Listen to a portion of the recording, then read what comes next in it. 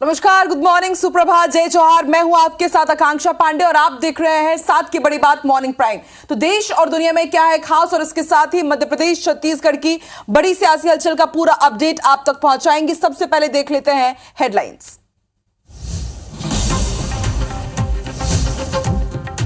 आज दिल्ली में होगी बीजेपी केंद्रीय चुनाव समिति की बैठक। मध्य प्रदेश, छत्तीसगढ़ समेत 5 राज्यों के विधानसभा चुनाव पर होगी चर्चा।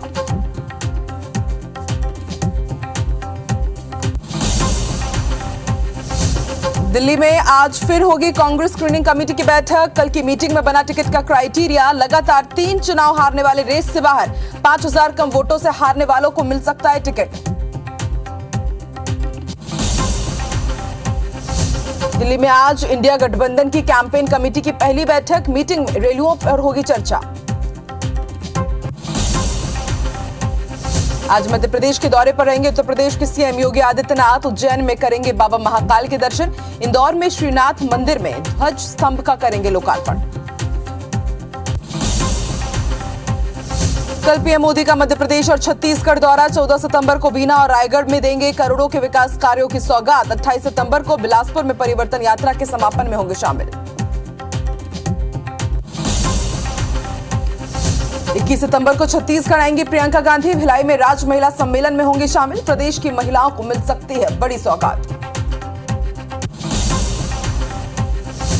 छत्तीसगढ़ में ट्रेनों के रद्द होने के विरोध में कांग्रेस का प्रदर्शन जारी। आज सुबह 11 बजे रेलवे स्टेशन में करेंगे रेल रोको आंदोलन।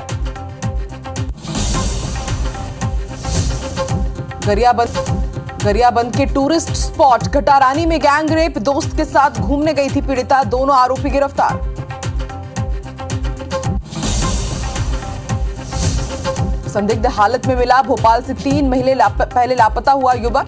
नेपाली युवकों ने बंधक बनाकर किया टॉर्चर। युवक को दे रहे थे नशीली इंजेक्शन। और एशिया कप के फिनाले में पहुंचा भारत। कोलंबो में श्रीलंका को 41 रनों से हराया। कुलदीप यादव ने झटके 4 विकेट।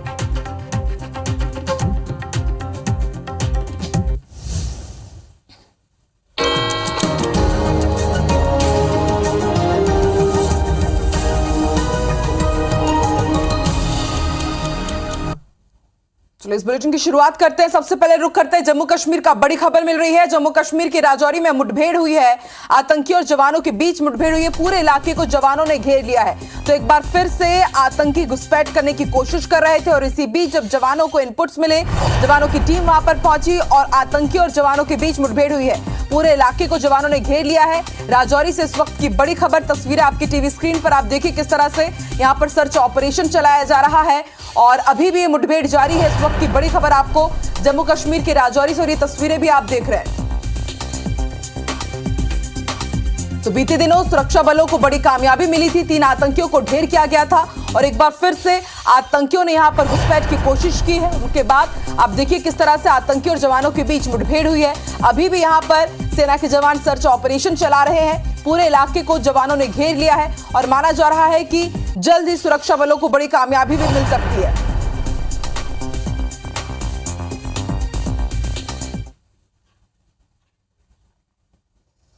आगे बढ़ते हैं। बड़ी सियासी हलचल का रुख करेंगे। आज बीजेपी केंद्रीय चुनाव समिति की बड़ी बैठक दिल्ली में होने वाली है। बीजेपी के राष्ट्रीय अध्यक्ष जेपी नड्डा, प्रधानमंत्री नरेंद्र मोदी के साथ आला नेता भी मौजूद रहेंगे। मध्य प्रदेश, छत्तीसगढ़ के साथ ही 5 राज्यों में जो विधानसभा चुनाव होने हैं उस पर मंथन होगा। कमजोर सीटों पर बीजेपी को किस तरह से मजबूती देनी है, मजबूत करना है, उस पर चर्चा की जाएगी। बीजेपी की दूसरी लिस्ट आज फाइनल हो सकती है। आपको बता दें मध्य प्रदेश के 39 प्रत्याशी बीजेपी घोषित कर चुकी है।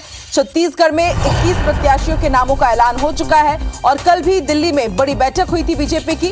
कल शाम अमित शाह के घर पर बीजेपी की बड़ी बैठक हुई थी और बैठक में छत्तीसगढ़ विधानसभा चुनाव को लेकर के रणनीति बनी है, चर्चा हुई है और माना जा रहा है कि अब कभी भी मध्य प्रदेश हो या फिर छत्तीसगढ़, बीजेपी के दूसरे लिस्ट की भी जो नामों पर मंथन है वो पूरा हो चुका है और बहुत ही जल्द प्रत्याशियों का नाम सामने होगा।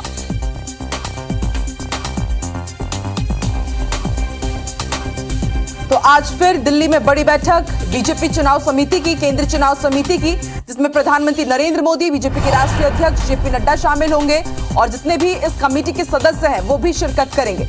मध्य प्रदेश की अगर बात की जाए तो 39 प्रत्याशियों के नामों का ऐलान हो चुका है, छत्तीसगढ़ के 21 प्रत्याशियों के नामों का ऐलान हो चुका है और माना जा रहा है कि बहुत जल्द अब कभी भी दूसरी लिस्ट मध्य प्रदेश और छत्तीसगढ़ में जारी हो सकती है। कल भी दिल्ली में बड़ी बैठक हुई थी, अमित शाह के घर पर यह बैठक हुई थी और आज इस बैठक में माना जा रहा है कि शायद अंतिम मुहर लग जाए दूसरी लिस्ट पर और बहुत जल्द फिर वो लिस्ट सामने होगी। बल्कि आने वाले समय में 5 राज्यों में जो विधानसभा चुनाव होने हैं उन तमाम राज्यों को लेकर के यहां पर पूरा ब्लूप्रिंट बन रहा है, किस तरह से नामों को फाइनल करना है, प्रत्याशियों को किस तरह से चुनावी मैदान में उतारना है, पूरी रणनीति इसी बैठक में तय होगी।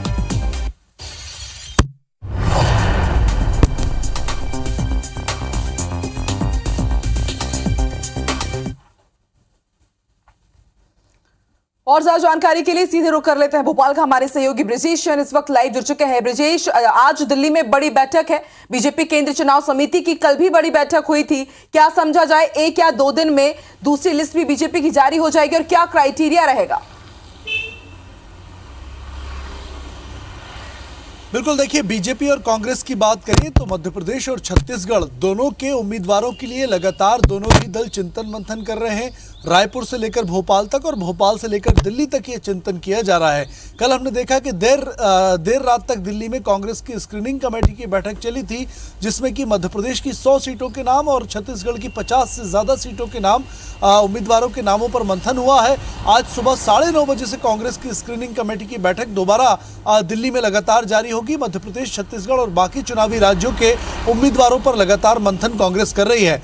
अगर हम बीजेपी की बात करें तो बीजेपी चुनाव अभियान समिति जो है, केंद्रीय चुनाव अभियान समिति, उसकी भी लगातार बैठकें चल रही हैं। आज रात को शाम को अमित शाह के घर पर फिर से बैठक होगी, कल भी ये बैठक हुई थी। मध्य प्रदेश की दूसरी सूची की बात करें तो पहली सूची में 39 नाम घोषित कर चुकी बीजेपी अब 64 नाम पर मंथन कर रही है जो हारी हुई सीट हैं और माना जा रहा है कि 1-2 दिन में सूची फाइनल कर ली जाएगी। छत्तीसगढ़ की अगर बात करें तो बीजेपी ने पहली सूची में 21 उम्मीदवार घोषित किए थे और दूसरी सूची में भी लगातार मंथन चिंतन चल रहा है। सबसे पहले निर्विवाद सूची जो है, जिन इलाकों में कोई विवाद नहीं है, सिंगल नाम जहां तय हो चुके हैं, उन इलाकों की सूची जारी कर सकती है। बीजेपी भी दूसरी सूची में 64 सीटों के उम्मीदवार घोषित करने की तैयारी में है, तो वहीं कांग्रेस सबसे पहले 50 से ज़्यादा ऐसी सीटों पर उम्मीदवार घोषित कर सकती है जहां पिछली बार 5000 से कम अंतर पर उम्मीदवार हारे थे। जीत हार का अंतर बहुत कम रहा था और इसके अलावा जहां बहुत ज़्यादा विरोध नहीं है, विरोध की उम्मीद नहीं है, सिंगल या ज़्यादा से ज़्यादा 2 नामों का पैनल है, उन पर 1-2 दिन में सूची फाइनल कर ली जाएगी। मुझे लगता है कांग्रेस भी अब जल्द से जल्द सूची तय करने की और घोषित करने की तैयारी में है।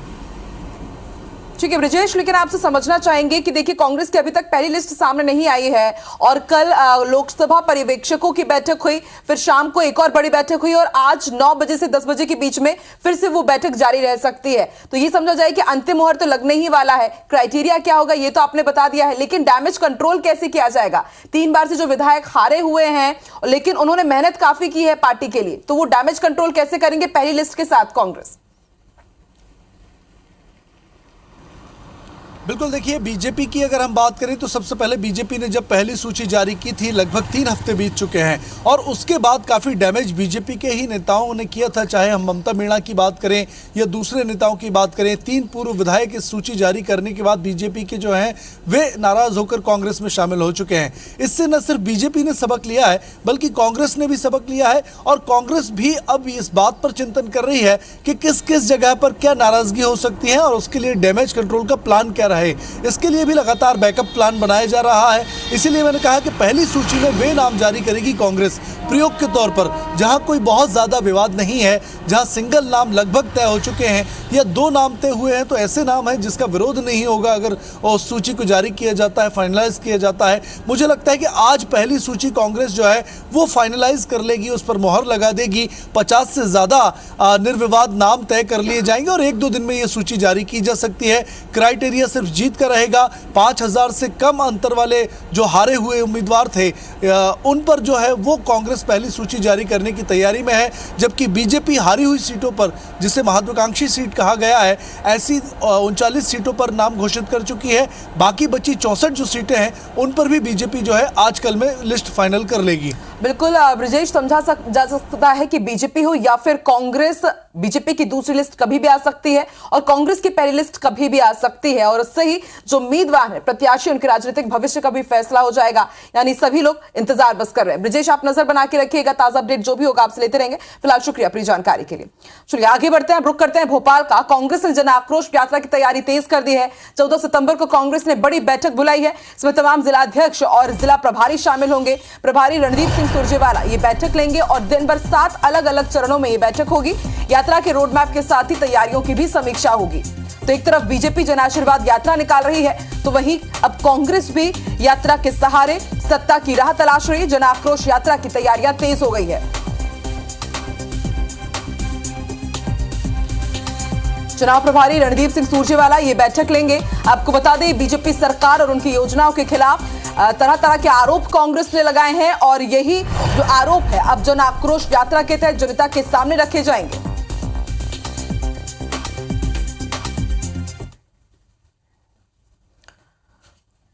और बात करेंगे प्रधानमंत्री नरेंद्र मोदी के मिशन मध्य प्रदेश और छत्तीसगढ़ की। प्रधानमंत्री नरेंद्र मोदी सितंबर में 2 बार छत्तीसगढ़ के दौरे पर रहेंगे। सबसे पहले 14 सितंबर को प्रधानमंत्री नरेंद्र मोदी रायगढ़ पहुंचेंगे और उसके बाद 28 सितंबर को परिवर्तन यात्रा के समापन में भी प्रधानमंत्री नरेंद्र मोदी शामिल होंगे। बिलासपुर में परिवर्तन यात्रा का समापन होना है। इसके समापन में प्रधानमंत्री नरेंद्र मोदी शिरकत करेंगे और कल प्रधानमंत्री नरेंद्र मोदी कल यानी कि 14 सितंबर को पहुंच रहे हैं रायगढ़। एनटीपीसी एसीसीएल को एक बड़ी सौगात देने जा रहे हैं। करोड़ों के विकास कार्यों की सौगात देंगे, जनसभा को संबोधित करेंगे और फिर 28 सितंबर ठीक 14 दिन बाद फिर से बिलासपुर पहुंचेंगे। परिवर्तन यात्रा के समापन समारोह में शिरकत करेंगे। और न सिर्फ छत्तीसगढ़ के दौरे पर रहेंगे प्रधानमंत्री नरेंद्र मोदी, बल्कि कल भी प्रधानमंत्री नरेंद्र मोदी मध्य प्रदेश के दौरे पर आएंगे। मध्य प्रदेश के बीना पहुंचेंगे और बीना रिफाइनरी प्रोजेक्ट के कार्यक्रम में शामिल होंगे। और प्रधानमंत्री नरेंद्र मोदी के दौरे को लेकर के बीजेपी ने पुख्ता तैयारियां की है। जनसभा को संबोधित किया जाएगा और इसके साथ ही बीना को करोड़ों के विकास कार्यों की सौगात मिलेगी। तो लंबे अरसे से बीनावासी एक फैक्ट्री और एक बड़े औद्योगिक क्षेत्र की मांग करते आए हैं और माना जा रहा है कि जब ये रिफाइनरी प्रोजेक्ट वहां पर लाया जाएगा तो उससे काफी सारे बीनावासियों को वहीं पर जॉब की सुविधा मिलेगी।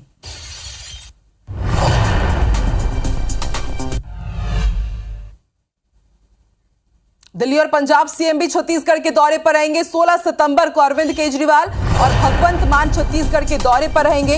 जगदलपुर में गारंटी सभा को संबोधित करेंगे। पार्टी ने केजरीवाल का गारंटी कार्ड जारी किया है और 16 सितंबर को दिल्ली और पंजाब के सीएम छत्तीसगढ़ के दौरे पर रहेंगे। अरविंद केजरीवाल और भगवंत मान का ये छत्तीसगढ़ दौरा है। आपको बता दें, लगातार आम आदमी पार्टी मिशन छत्तीसगढ़ में जुटी हुई है, चुनावी तैयारियां कर रही है और इसी बीच जगदलपुर पहुंचेंगे, गारंटी सभा को संबोधित करेंगे।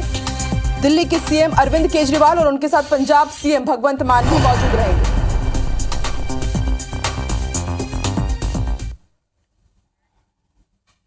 आगे बढ़ते हैं, कांग्रेस का आज रेल रोको आंदोलन होना है। चरणबद्ध तरीके से ट्रेनों के लेट लतीफी और कैंसिल होने के बाद आंदोलन कर रही है कांग्रेस और सभी रेलवे स्टेशनों पर आज कांग्रेस आंदोलन करेगी। छत्तीसगढ़ में ट्रेनों के रद्द होने के विरोध में प्रदर्शन होगा।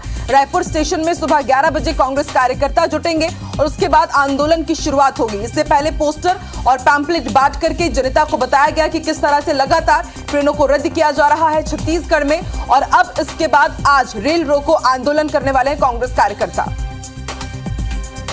रायपुर से पिकअप ने कार को टक्कर मारी और हादसे में 2 लोग गंभीर रूप से घायल हुए हैं। पिकअप सवार 2 लोग वाहन में फंस गए।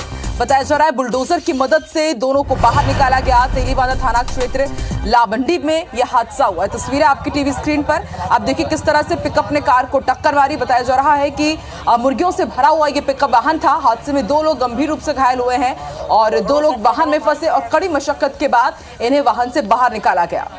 गनीमत ये रही कि कोई जनहानि नहीं हुई है।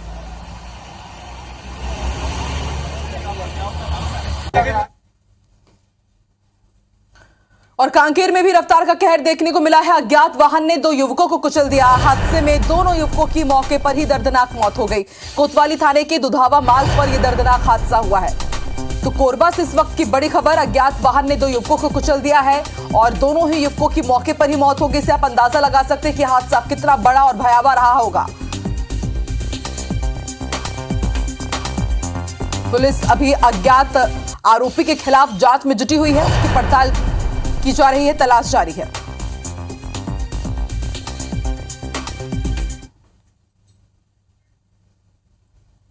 और हटा से बड़ी खबर आपको बता दें, 2 भाइयों के शव मिले हैं कुएं में। 2 भाइयों के शव बरामद हुए हैं। दोनों ही भाई दोपहर से लापता थे। परिजनों ने पुलिस को सूचना दी और शवों को कुएं से निकालकर अस्पताल भेजा गया है। इंडोरिया के पठानी मोहल्ले की यह घटना है। तो हटा से बड़ी खबर, 2 सगे भाइयों की संदिग्ध हालत में मौत हुई है। दोनों के ही शव बताया जा रहा है कि कुएं से बरामद किए गए हैं।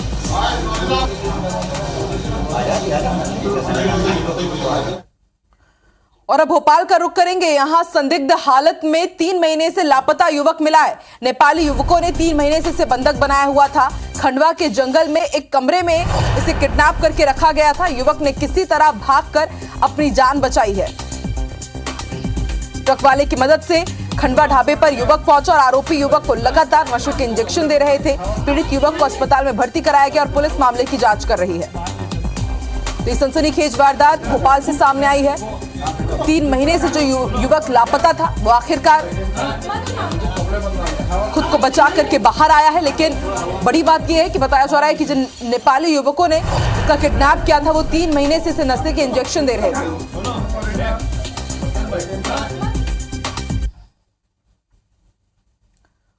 बड़ी खबर भोपाल से आपको बता दें, 2 करोड़ की चरस के साथ महिला समेत 2 तस्कर गिरफ्तार हुए हैं। महिला आरोपी की पहचान बिहार निवासी के रूप में हुई है। दूसरे आरोपी की पहचान शाहजहानाबाद निवासी के रूप में हुई। आरोपी नेपाल से 10 किलो चरस की खेप लाए थे। भोपाल क्राइम ब्रांच ने बड़ी कार्रवाई की है। तो 2 करोड़ की चरस जब्त की गई है। इसमें एक महिला समेत 2 लोगों की गिरफ्तारी हुई है। बताया जा रहा है कि एक महिला जो बिहार की रहने वाली है और दूसरा युवक शाहजहानाबाद का ही रहने वाला है।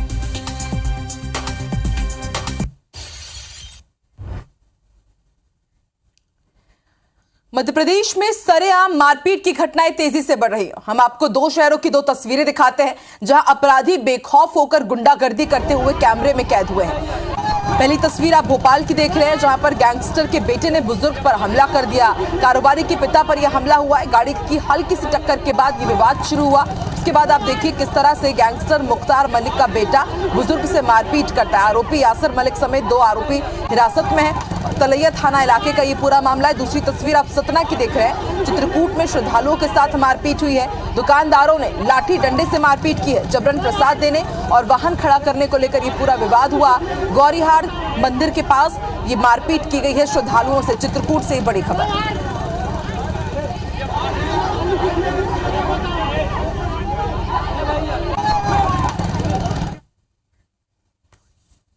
और अब आपको बीजेपी नेताओं के बीच मारपीट की तस्वीरें दिखाते हैं। 2 गुटों के नेताओं के बीच जमकर मारपीट हुई है और बीजेपी के दफ्तर में ही दोनों गुट भिड़ गए।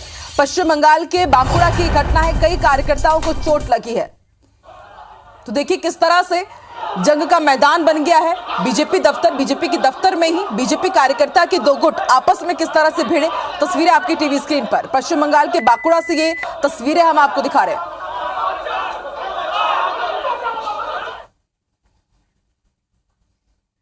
और अब बात एशिया कप की। भारत ने श्रीलंका को भी हरा दिया है और एशिया कप के फाइनल में पहुंच गया है भारत। सुपर 4 मुकाबले में श्रीलंका को पस्त किया भारतीय टीम ने। 41 रनों से श्रीलंका हार गया।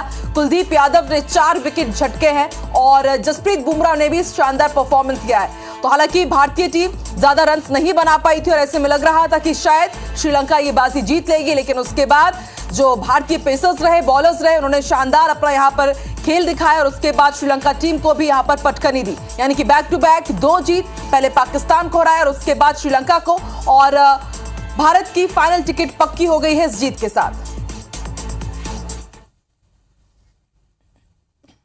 और इसी के साथ की बड़ी बात मॉर्निंग प्राइम में फिलहाल इतना ही। आगे देखिए हमर बानी हमर गोठ, रचना नितेश के साथ। मुझे दीजिए इजाजत। नमस्कार।